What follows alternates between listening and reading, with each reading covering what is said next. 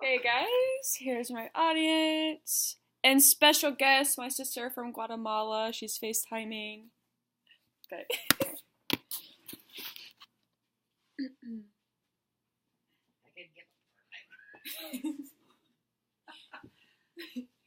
Alright. Hello everyone, my name is Rachel Clatterbuck. I'm a biochemistry major at Eastern Mennonite University, and today I want to talk to you all about gene therapy and how it can be used to treat or cure diseases and disorders. 8,774 people in the U.S. die each year from cystic fibrosis. 272,000 people in the U.S. die each year from sickle cell anemia. 20,000 people in the U.S. die each year from hemophilia. Imagine being able to cure or dramatically change the life of a child who has been handed a genetic death sentence. Gene therapy can be used to cure all of these diseases, plus so much more. Today, I want to talk about how gene therapy can be used to treat and cure many types of diseases and even cancer. Gene therapy is an experimental technique that uses genes to treat or prevent diseases.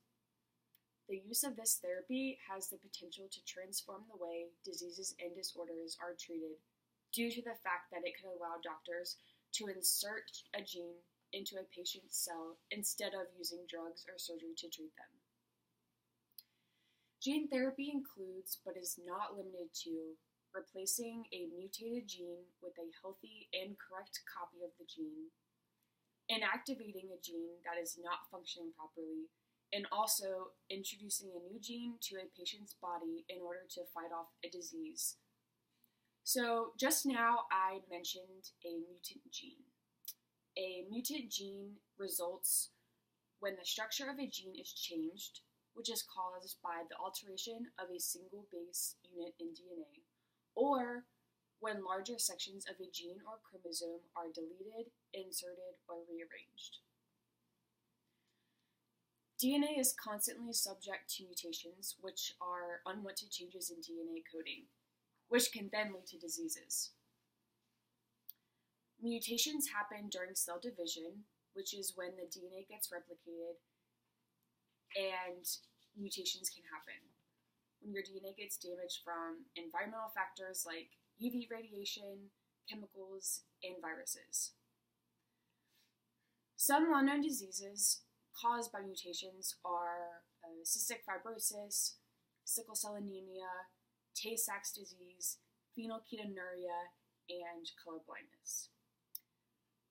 The actual act of gene therapy is pretty difficult and is mainly what researchers are working to find better methods for. In trials, a gene is inserted into a cancerous or diseased cell by a carrier cell called a vector. The most common type of carriers for genes are viruses because they deliver genetic materials very well. These viruses have been and can continue to be changed in the laboratory in order to target the cancerous or diseased cells instead of the healthy ones. The idea of gene therapy evolved in the 1960s and 70s. In 1972, Theodore Friedman and Richard Roblin published a paper called Gene Therapy for Human Genetic Disease, which cited Stanfield Rogers' proposal in 1970 that good DNA could be used to replace defective DNA in people with genetic disorders.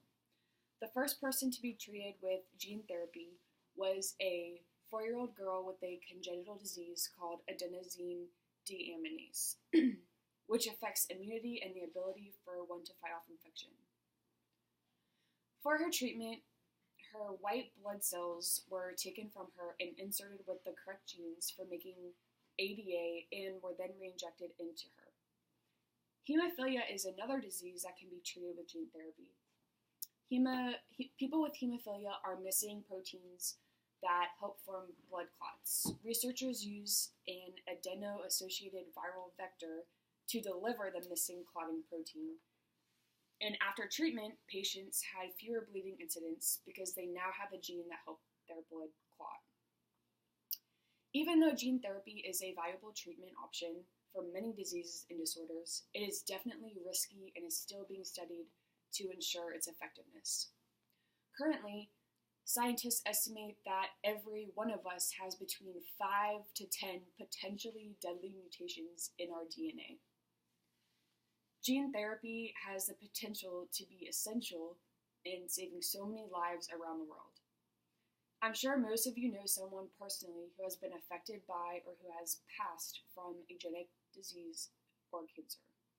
The good news is the future is looking bright for new medical breakthroughs and cures for diseases and cancer. Thanks for listening.